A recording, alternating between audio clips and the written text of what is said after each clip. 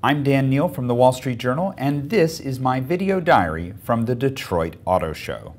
The enthusiast G-Force monkey vote of the show goes to the BMW 1 Series M Coupe, a naughty little license loser with 340 horsepower, 369 pound-feet of torque, 4.7 seconds to 60, and a curb weight of around 3,300 pounds. How's that for a number salad? The car will also have a truly retro 6-speed manual transmission. No dual clutches here. The idea is to reach out to the fanboys who pine for a cheap, lightweight primal coupe like the old E30. At about $46,000, this is as close as BMW is going to get. In the mood for something a little more sedate, something with tropical breezes? They have those in Bavaria, don't they? How about the BMW 650i convertible, a splendid, cosseting piece of high-speed couture with a buttressed canvas roof and all the trimmings. And by trimmings, I mean cows and lots of them. 400 horsepower, 8-speed transmission, sub 5 seconds to 60 miles per hour, around $90,000 out the door. This car brought to you by the letter Oh My. What do you call more than one Prius? Prii? Priuses? Priam? Priam? Wasn't he the king of Troy? In any event, Toyota is broadening the Prius brand with at least 2 new configurations. This is wise since for many Americans, hybrid and Prius are synonymous. Toyota displayed the Prius V for versatility, a wagon hatch version of the Prius with 60% more cargo space than the regular car. Figure about 42 miles per gallon highway compared to the usual 50. Moving in the other direction, the Prius C will be a small, compact 4-door coupe, and that should mean even better than usual mileage. Figure 55 to 60.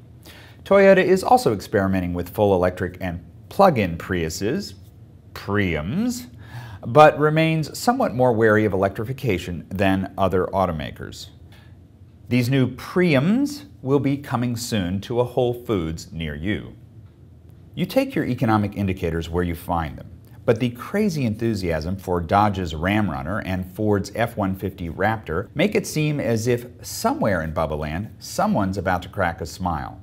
And so we have the GMC Sierra all-terrain concept, a cross between a pickup and an Ace Hardware store.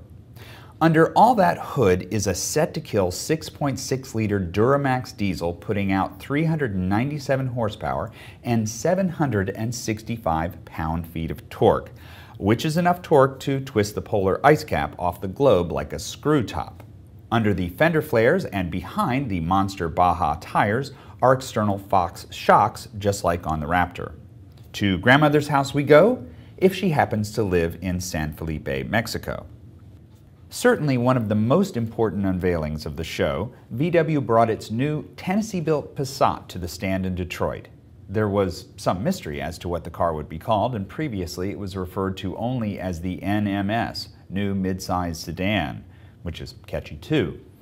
VW wants massive volume out of this car as part of its campaign to rule the world. I mean, become the world's largest car company. And so the car is about $8,000 less than the previous Passat. But the doubts were running fast and thick among journos who thought the car felt hungry and decontented on the stand. And the styling is punishingly generic, a 12/10 scale version of the Jetta.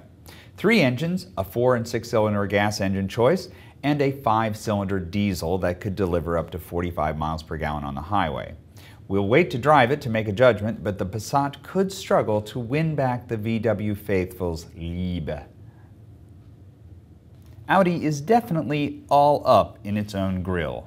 Meet the new A6 and A6 Hybrid with even more emphatic faces than before. These cars are yet more ammunition in Audi's product offensive, part of its quest to become the world's largest premium car maker.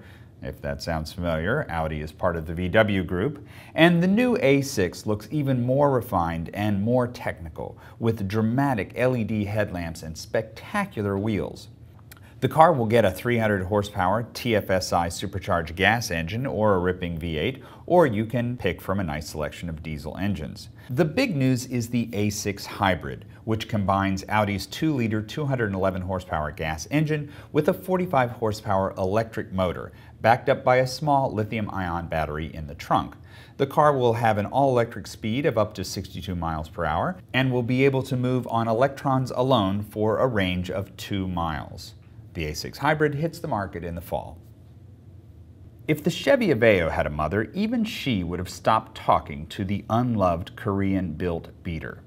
And so, GM elected to name its all-new subcompact something else, and that is Sonic. And here it is in hatch and sedan forms.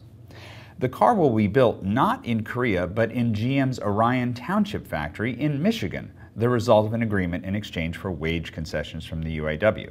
It will be powered by a 1.8-liter four-cylinder engine or a hot little 1.4-liter turbo. I guess they'll call that one the Supersonic.